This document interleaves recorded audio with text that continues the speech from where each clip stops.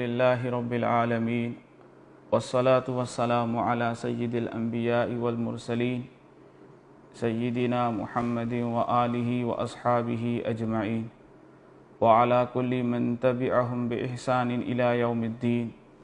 أما بعد فأعوذ بالله من الشيطان الرجيم بسم الله الرحمن الرحيم شهر رمضان الذي أنزل فيه القرآن هدى للناس وبينات من الهدى والفرقان فمن شهد منكم الشهر فليصم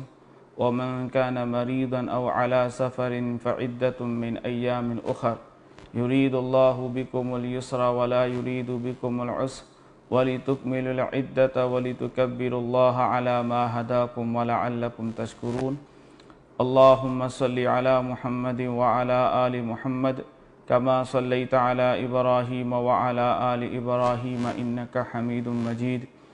اللهم بارك على محمد وعلى آل محمد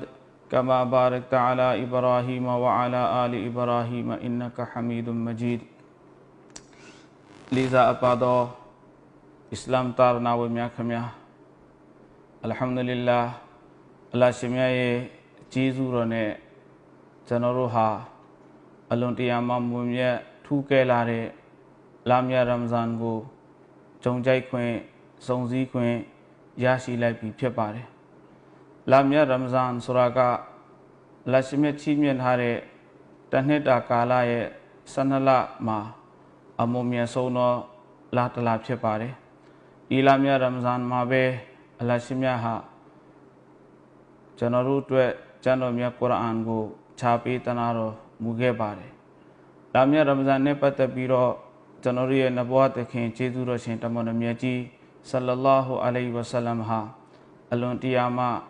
တန်ဖိုးထားခဲ့တယ်။လာမြတ်ရမဇန်ကိုကျွန်တော်ရဲ့နဗဝတ်သခင်ကျေးဇူးတော်ရှင်တမန်တော်မြတ်ကြီးဆလ္လာလာဟူအလိုင်ဝါဆလမ်ဟာအမြဲတစေမျှော်လင့်ချက်ကြီးစွာနဲ့စောင့်မျှော်လေးရှိပါတယ်။လာမြတ်ရမဇန်မရောက်ခင်နလချူပြီးတော့လာရှိမြတ်သခင်ရဲ့ထံတော်ပါမှာရဂျပ်ရဲ့စာဦးစားလမြင်ပြီဆိုတာနဲ့လာမြတ်ရမဇန်အတွက်လာမြတ်ရမဇန်ကိုစုံစည်းခွင့်ရဖို့အတွက်လာမြတ်ရမဇန်